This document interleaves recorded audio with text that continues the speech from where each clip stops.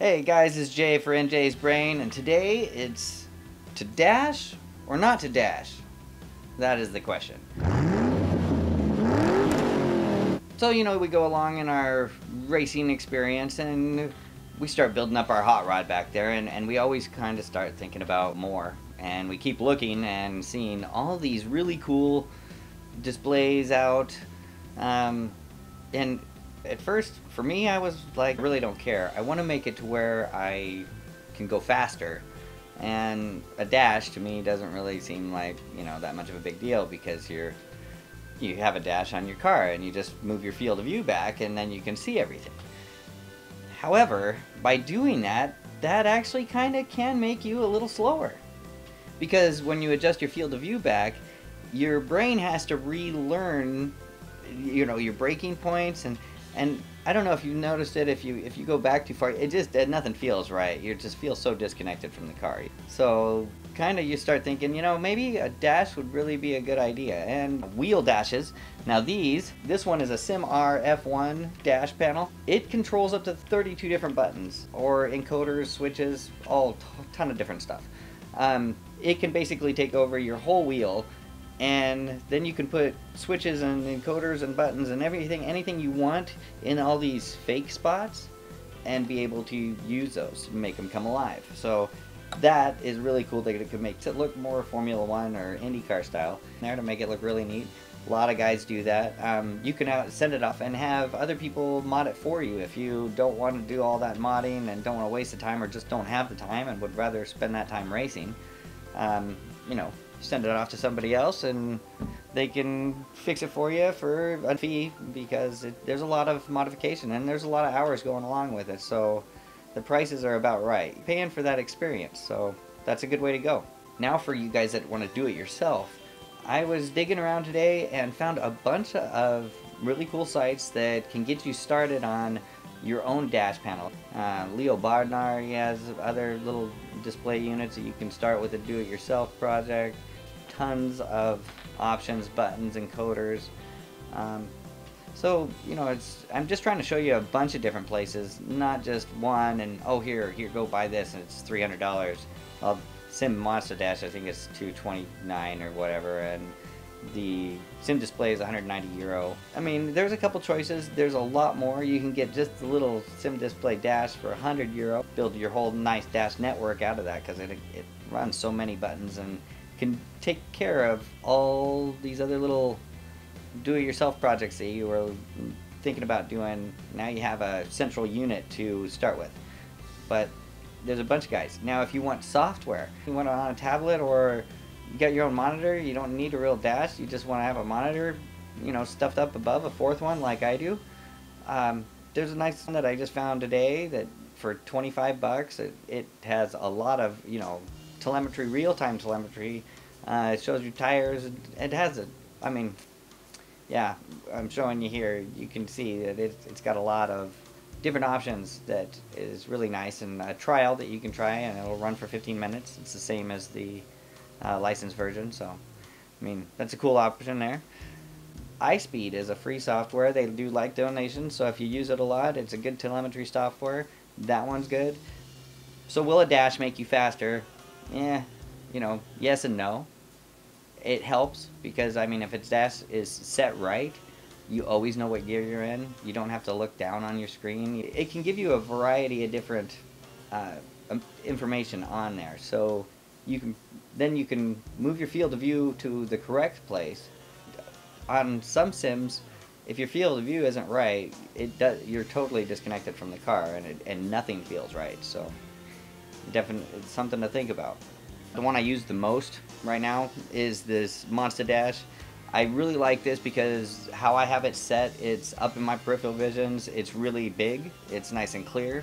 It's out of my way, but yet perfectly in my way, if you know what I mean. In my eyes way, to where I'm always aware of it. Even when I'm not looking at it, I know it's there, and it helps than it is with this little guy. But this guy, I was able to find, there's two monster configs that basically auto config it to where you plug it in and then you you know, you hit your config thing and you have to import the file that you've saved on their website. They have those down there. That makes this a whole lot more user-friendly, because I was having a bit of a time and having to do some extra research when I started to make my own configuration, and I actually scrapped the configuration because you know, once I found the Monsta-Dash thing, plugged that in, I'm like, okay, it's working, it's doing pretty much everything I wanted. I have tried to adjust some things in it, and I've actually kind of screwed it up, so I've just left it alone. Besides, I've also had a weird thing going on with the last update, that I have to import the Monsta config every time I start the SIM-Dash, which kind of sucks. But other than that, I use it every time. I kind of feel a little naked now without it. So, I mean, I think that SIM-Dash, it really works. A dash panel of any kind, you know, an extra tag. There's so many out there. We'll see. Right now, I do really like this Monsta-Dash. It works really good. It does its job, but I got this free. So would I have paid for it? No, I wouldn't have paid for this. At the time that I didn't have it, I didn't think I needed it. But now that I have it, I really like it. And I didn't really know it was out there. I was about racing and getting my lines better and, you know, getting the acceleration, and looking for pedal brake mods is where I ran into like places like Inside Sim Racing and stuff like that. Was when I started looking about modding my G27. That's when it was like, oh, hey, the SIMR-F1, quick little review. I don't like the way how it's setting here. It needs to be up higher. It's small, so it needs to be more in the peripheral vision. Maybe even amounting to where it flips over and it sits on top. That could even be cooler. I don't mind having another piece of plastic to cover the Thrustmaster thing and have it sit all the way up on the top here. That would make it better for me. Yeah, I do like all the adjustments it has. I love the plug-and-play adaptability in it. It has it supports a bunch of games. It's a lot easier user interface to play with on the SIMR-F1. I kind of would rather have a stagnant dash panel, not necessarily one on my wheel, because really my wheel is too low. I mean, I would have to be sitting a lot farther down in order to really get the dash in my peripherals, or have that little dash off the wheel sitting a lot higher. One of the two. Like this, half inch too low. I would rather have it up on the other side. It really, you know, give me that half inch or even an inch higher would be great. It would have made my experience better with the wheel type dashes. And I'm gonna do a lot more with this. I'm not gonna keep it on this wheel. I really don't care for it on the wheel. I'm gonna actually take it off and maybe look into making a dash and a button box controller out of this higher up, or just buy some of their stuff. They already got it down and it's already made and built for you. So if you have the extra cash, go for it. But if you want to make it more custom, they have all those parts available, which is really nice. And I'm saying they as in multiples, because I might as well punch it in and give you like more of a comparison. And do I like it? Yes, I like them both. I don't like some for some things, and I like some more for others. That's my opinion. And definitely search around. SimPit, Inside Sim Racing, they have a bunch of other products and this and that you can look at. So that's going to about wrap it up for my little look into a bunch of different dashes. A couple that I have, bunches of them and other software that replicate a dash that you can use on a tablet that you're not using all the time, or steal your wife's tablet when she's at work. I don't know, you know, do what you got to do. Your kids are at school a lot, right? So this is probably gonna be how my reviews are gonna go when I have like different products, because I've been thinking about doing a review on my Thrustmaster T500. But how about let's do a comparison between the Driving Force GT that I have, the G27 that I have, and the Thrustmaster. And I'll tell you what I like about them and what I don't like about all of them, what I think is better, what I think is worse, what you can get by with. Really, you can get by with a G27. Spend the extra money. At least, I looked at least spending $120 to buy my first good wheel. I felt that, you know, anything over $100, it's got to be decent.